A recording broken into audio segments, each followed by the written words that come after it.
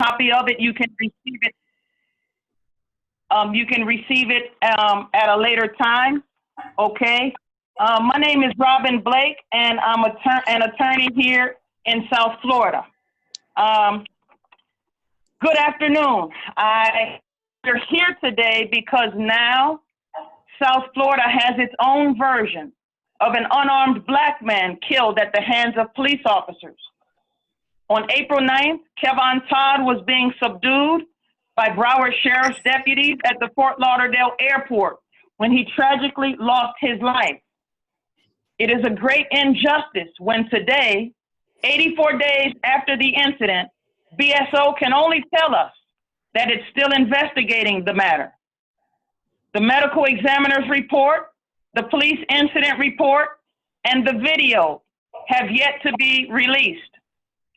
The family has been more than patient in giving BSO time and space to investigate.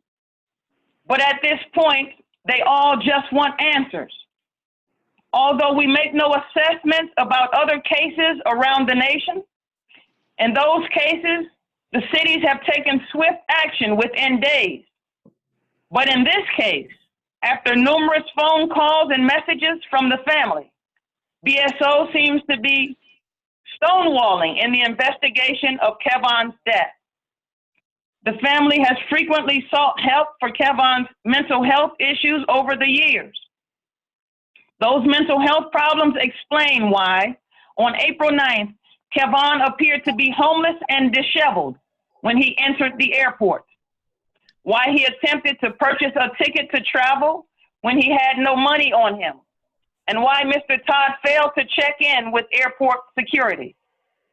At the time, Mr. Todd had just been released from the hospital and was still wearing the hospital band around his wrist.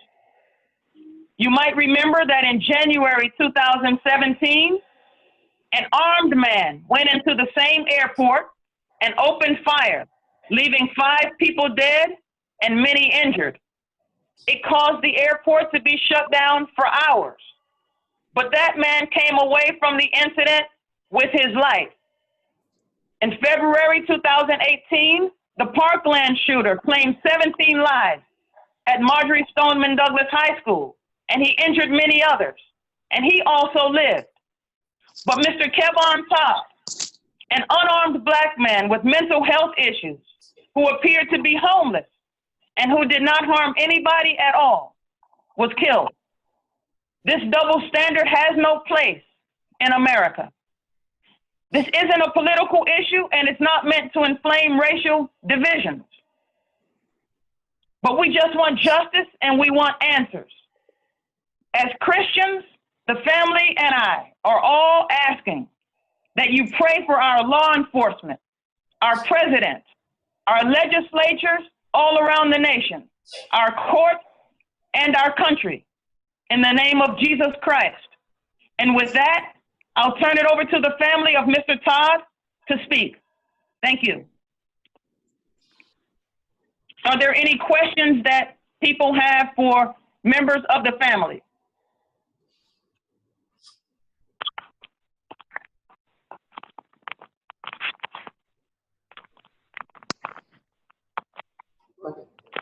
Can you hear me? We can hear you. Can you hear me? Yes. We can hear you, yes. Okay, did you hear me a few minutes ago? Yes. Yes. Okay, did everybody hear me? Yes, I heard. I have a question. Okay. Yes, All right. this is Devon Satute from the Miami Herald. I wanted to ask, do you know if BSO has any security video? Have you guys requested any body camera footage from them and they have not given it to you, or, as you said, stonewalled that specific information? That is correct, that the BSO is holding on to airport video that it has in its possession. That office is holding on to it and says that it can't be released because the case is still under investigation 84 days later.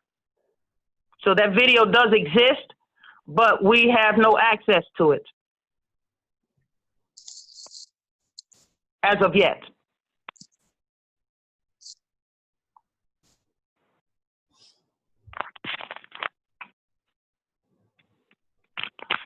Are there any other questions?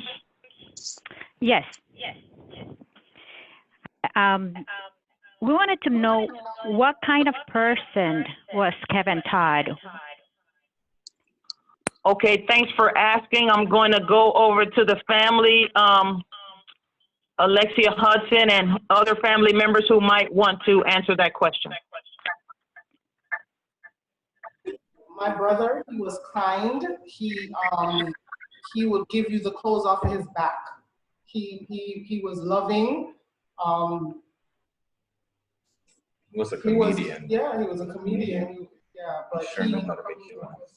he had a mental problem. He had mental issues. And we sought help many times trying to get him help that he needed for his mental issues. And to no avail, it didn't work out in his favor. Days leading up to the incident as well. Even days leading up to the incident, we tried to get for him. I even called the mayor's. I was so desperate. I'm his aunt, one of his aunts. And I was so desperate to get treatment for him because he was at our homes all the time. And we know that the system failed him, and the mental health system failed him because we had numerous attempts where we even begged the police to take her acting, which they did on a couple of occasions.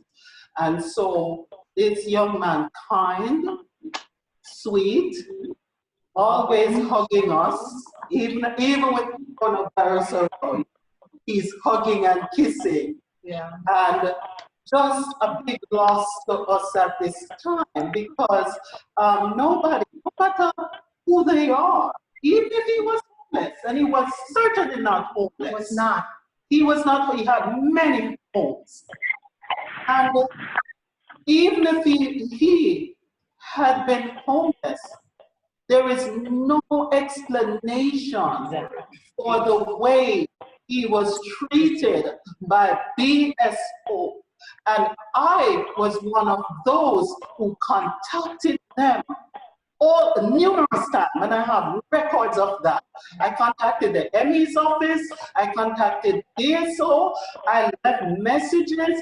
We tried because my poor sister was devastated. It's her only son. She was devastated, and it just hit us like a ton of bricks on top of everything else that's happening health-wise, this pandemic. We lost our relative in the middle of all of this, and there was no support, no information. We were just brushed off as a family, and we're not going to be brushed off anymore.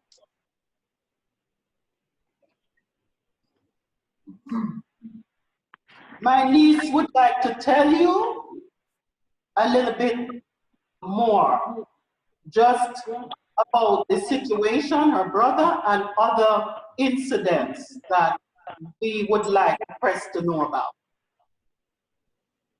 I'm Kevon Todd's sister, and I got a call, anonymous tip that footage was recorded that day at JetBlue, and BSO and JetBlue told them to delete the footage. This was later confirmed by two other sources that allegedly BSO officers and JetBlue authorities gave instructions to delete all cell phone footage. With George Floyd and Eric Gardner, there was footage released almost immediately. We have no footage from my brother. We have attempted to get information, written and verbal attempts to get information regarding this case. If there's anyone with any information on what happened to my brother, please, you can remain anonymous. Call this number, 305-651-5505. You will be anonymous, please.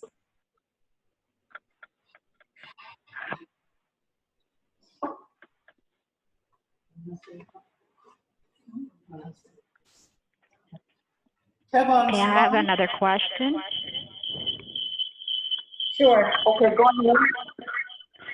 What are you asking BSO to do? What are you asking from them? Well, first and foremost, we're asking them to release the police report, the medical examiner's report, and the airport video. One of the anonymous witnesses who came forward said her understanding was that they strangled Mr. Todd.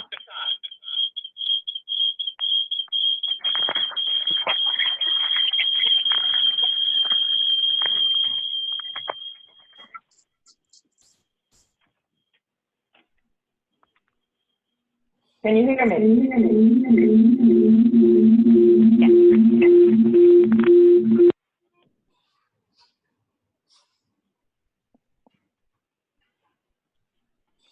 Okay. Thank you.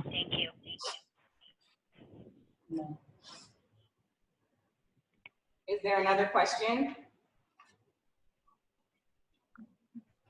Is the anonymous source that told you that Mr. Todd was strangled, is that the same person that said that they had their video to be deleted by BSO? The BSO told them to delete the video? No, that wasn't the person. There were two other sources that said that happened. They were told to delete anything that happened on April the 9th. And those were employees at the airport.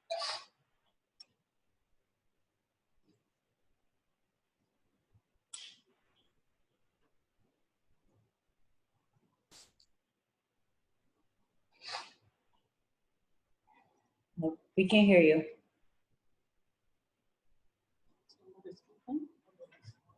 We can't hear you, Robin. Was there any other questions?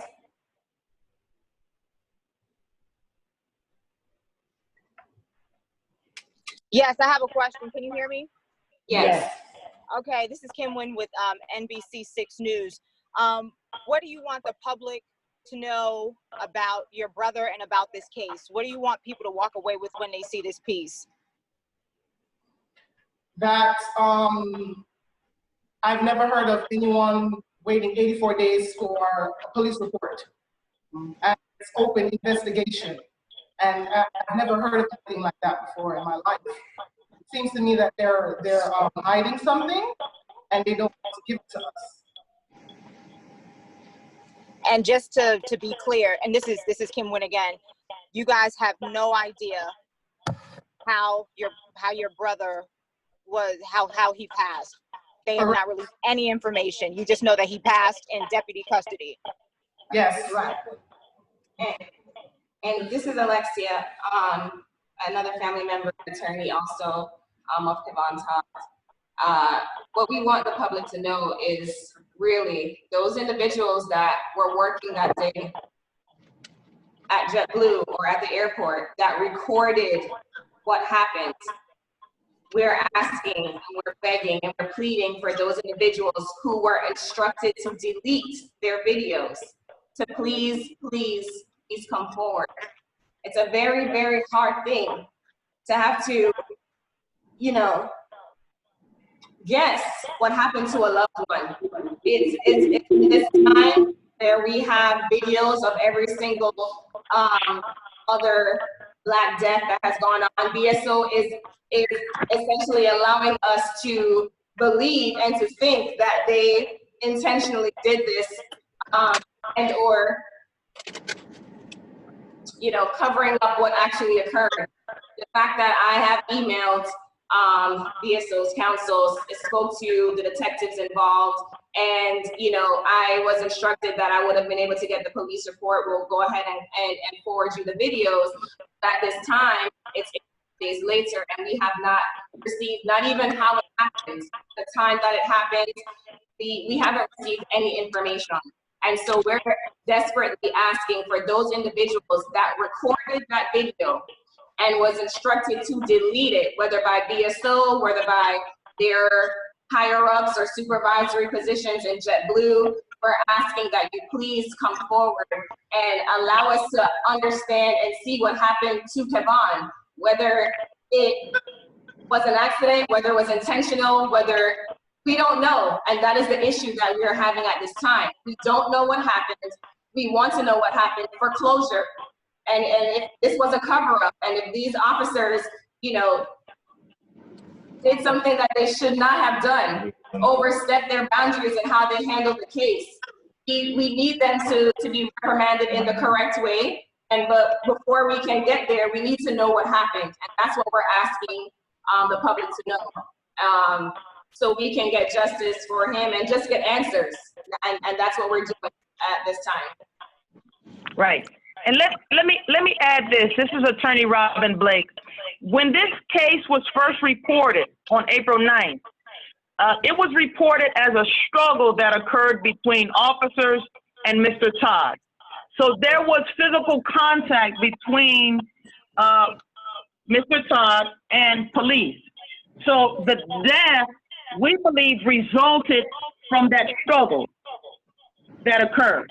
So it's not simply somebody died from other causes while he happened to be in custody. This was a death we believe was specifically caused by BSO. We believe that he would be alive, he would be here with us today had this not happened in that way. And so I'm sure that once we get the video, we will see some very violent and suspicious behavior on there that will convince everybody who is interested that something went wrong. There is a concept in the law called res ipsa loquitur, which means if you look at the outcome of what happened, if you look at the end result, and you know there was no reason for that to happen, then you know that someone did something wrong. That is what we believe occurred in this case.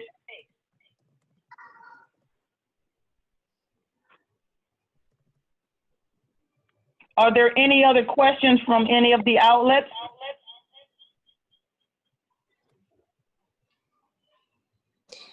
I don't know if maybe you want to just send it to me later, or all of us, Blake, after this, but the spellings of the names of the family members that spoke.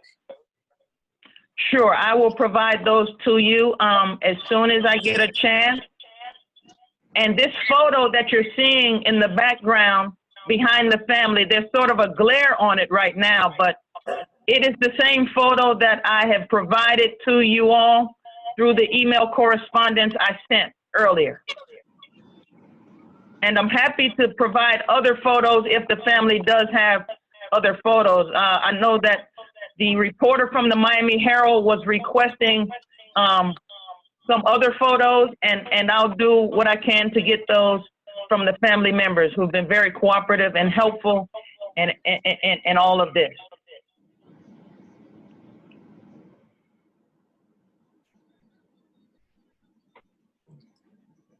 Hi, Robin, can you hear me? Yes, I can hear you, Ms. Wynn. Okay, if you can send that that photo, or however many photos they're able to provide, if you can send that again to the desk at NBC6. Sure, I'll do that. Okay, thank you. All right. Robin, this is Yes. Megan O'Mats from the Sun Sentinel. Hi, can you say why you think that cell phone footage was deleted? Well, we got an anonymous report, okay, because this happened in the JetBlue terminal, which was Terminal 3 on that day. JetBlue was in Terminal 3.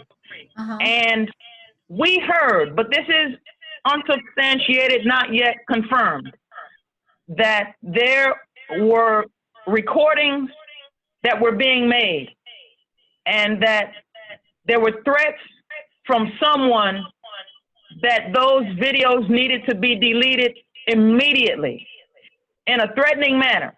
We don't know if that's true, and so that's why I'm not claiming it very firmly or strongly. But there is a possibility that there was a threat using intimidation to witnesses who recorded this on cell phone video, that they had to get rid of the video. That is beyond the pale.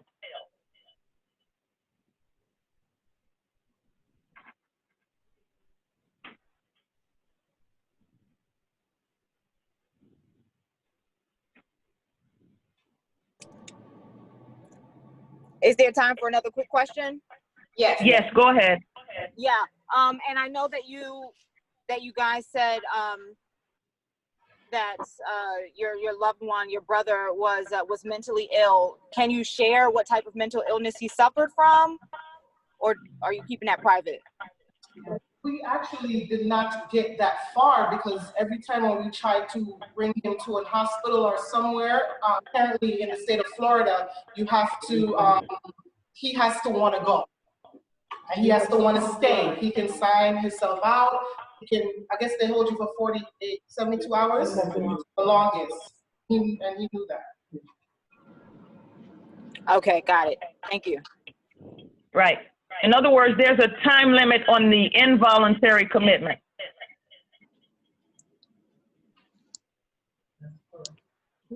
One thing I can say though is that he would check himself in also.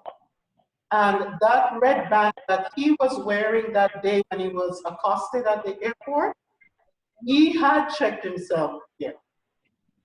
And he was still wearing that evidence that he was hospitalized shortly before the incident. And we know that to be true because the anonymous person that contacted the family, this is Alexia Hudson again, actually advised us of that he was still wearing that red band from the hospital when he was subdued by BSO. So we know that people did see what happened, and that is why we do want to get some form of information on what occurred on that morning.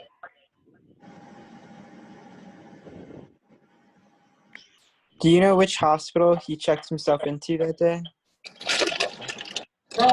No, we don't have that, but we have other.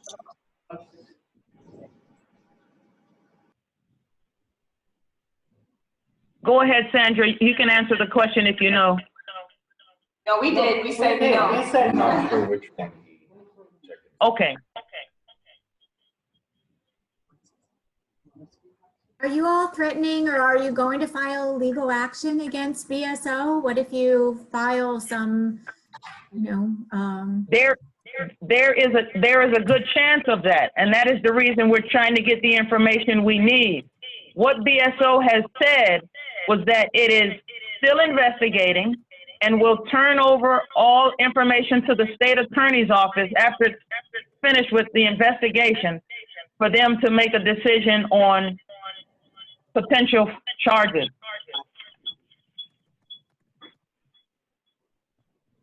is an FDLE investigating? No, I have not heard that, and I don't believe so.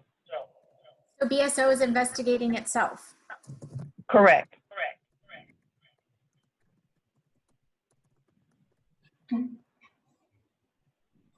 I have one more question. Kim Wynn again from NBC6. Has there just been any sympathy call, any call from BSO to the family to say, I'm sorry that this happened, we're gonna look in anything at all to comfort you guys at this time? No. No. The only thing we received from BSO were empty promises to meet with us as a family to actually discuss what happened. Of course, not going to details because they're investigating themselves, but to just sit with us. But that has not occurred, still has not occurred. I'm 100% sure it will not occur. We've tried to get into meetings with the detectives on this case, and we have nothing. And so at a time where maybe we thought that this was what the news reported initially, and that is not the case after we got other information from anonymous sources and from BSO's actions or lack of action, even just trying to give us some form of, just closure. And so your answer is definitely a no.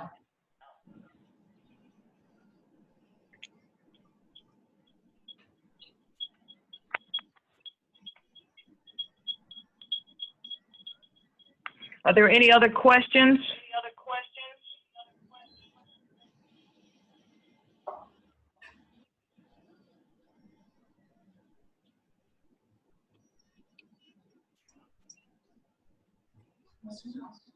If there are no other questions, we will wrap up, but I'm giving an opportunity for one last question or two, if there are any other questions. All right, well, let me just jump in real quick, Robin. You said you were starting to go over it when you first started. If you could just quickly go over again what happened. He went into the airport and I believe you said tried to buy himself a ticket somewhere. Just could you go over the facts that you have? I'm sorry? I asked if you could, I know you briefly touched on it when you first started the presser, but if you could just go over as far as what Kevon, you know, when he went in that day, he was trying to get himself a ticket somewhere, I believe you said? Yes. This story was initially reported as a breach of airport security because Mr. Todd went through the security, the x-ray machines without fully being checked. And so he went to the desk with no possessions, no luggage, no money to buy a ticket. And it's because of the mental health condition that he was being irrational and asking to fly to either Boston or England. We're not sure, but it was somewhere where he was asking to fly. And so it was clear that he wasn't making sense. He wanted to fly out almost immediately. And that, we know, was a result of his mental health condition. In other words, it made no sense for him to request what he was requesting. And so when BSO was called, they subdued him in a way that he ended up losing his life for it.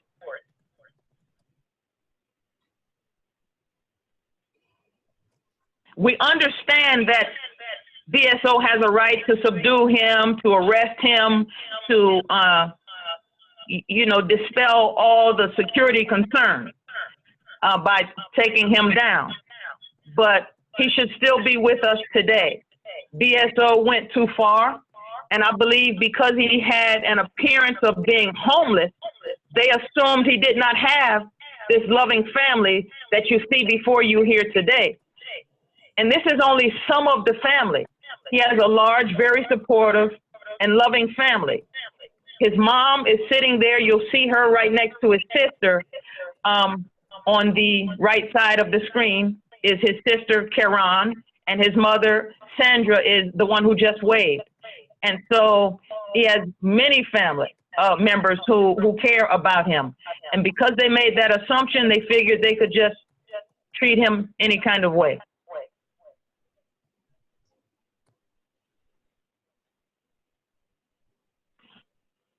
Have you been able to talk with the sheriff directly about this, or appeal to him directly?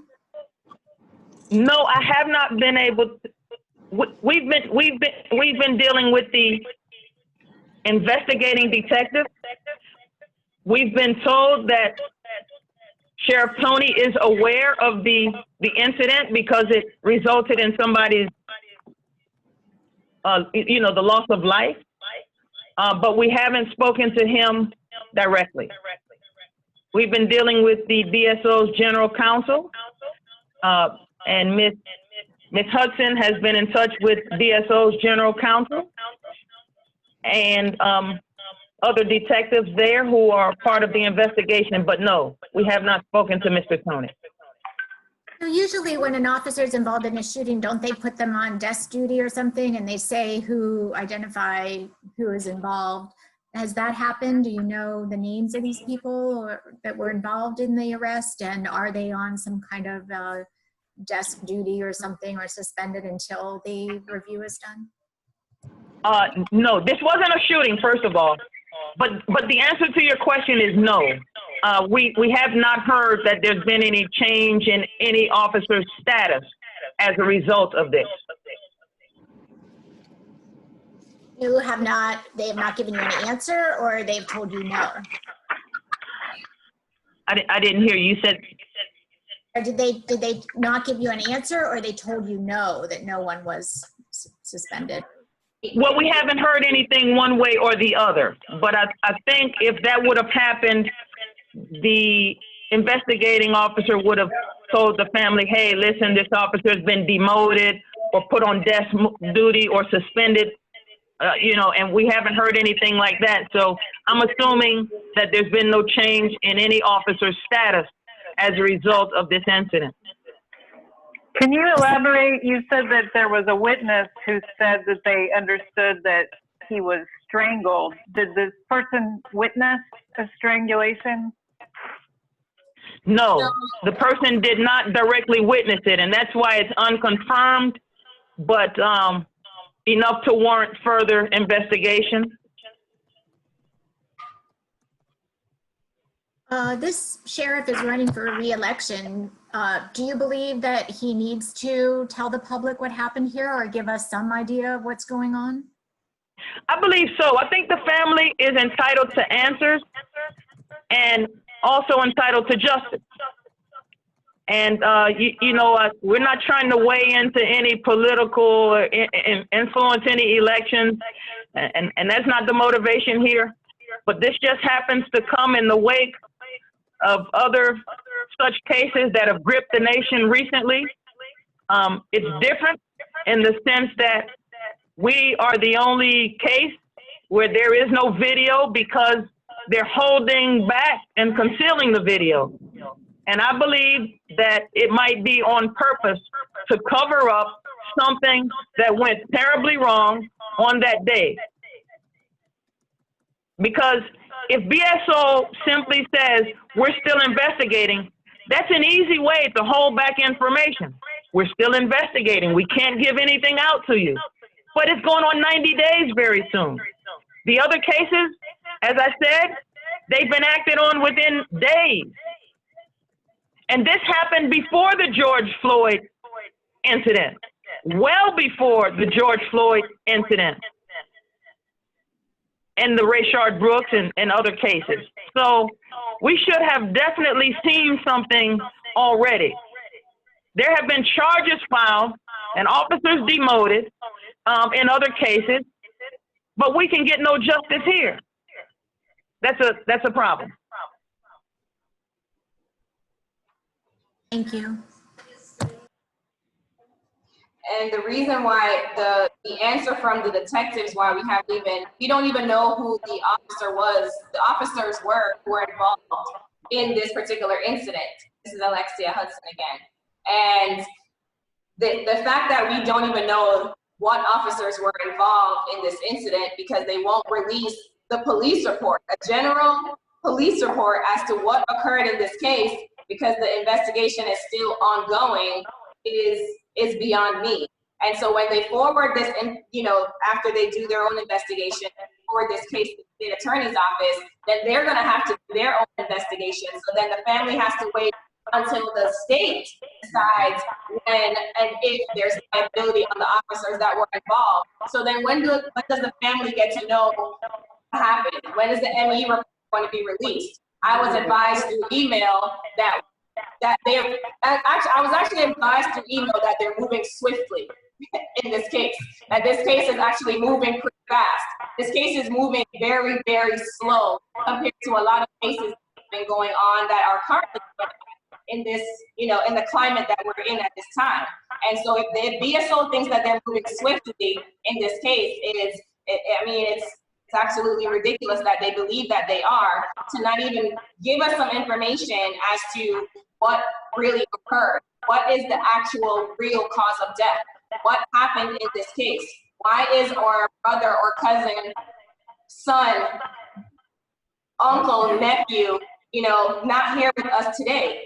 Because someone had a mental health issue, went to an airport with no money, with no bags, with nothing to travel, right? With a hospital band on their arm, looking very disheveled, going through airport security, TSA, and is now not with us.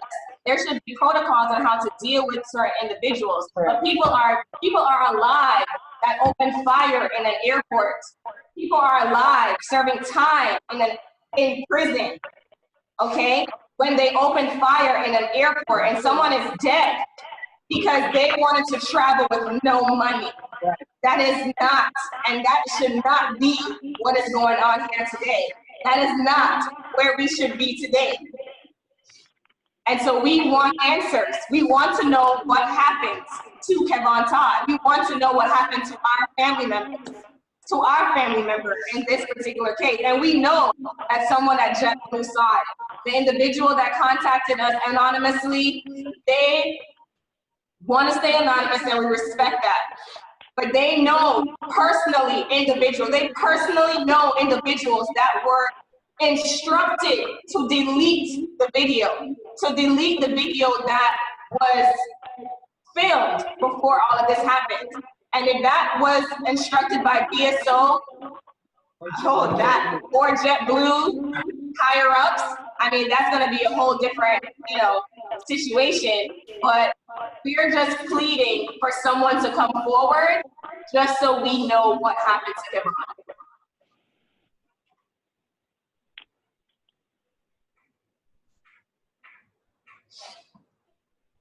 Okay, are there any other questions?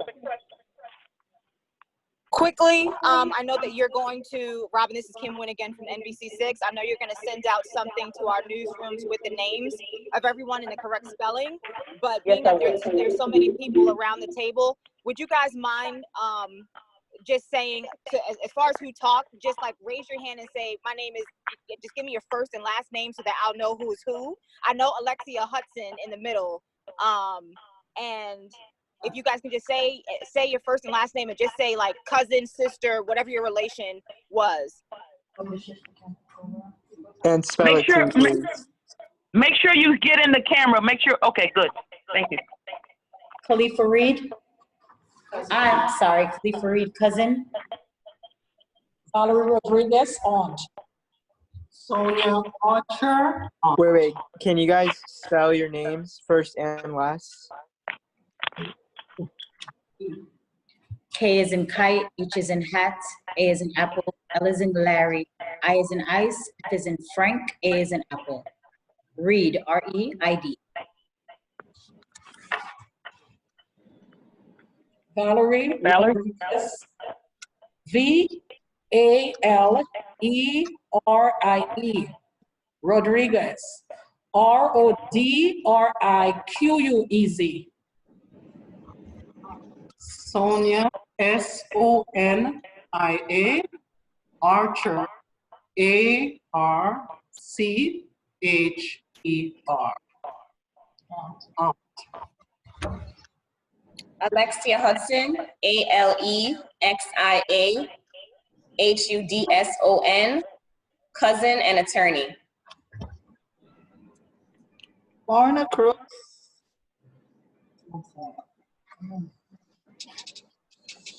I'm the mom.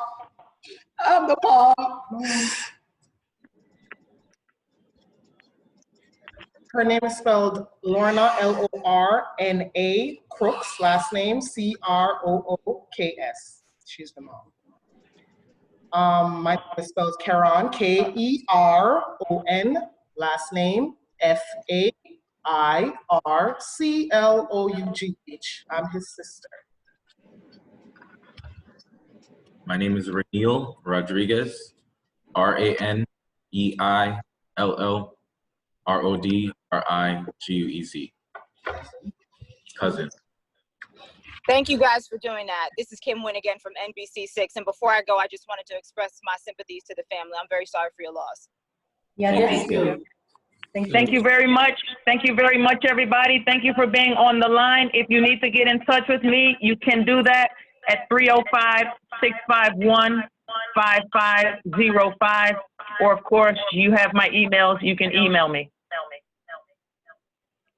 Thank you. Thank you, everybody. Thank you. Okay. All right. Bye-bye.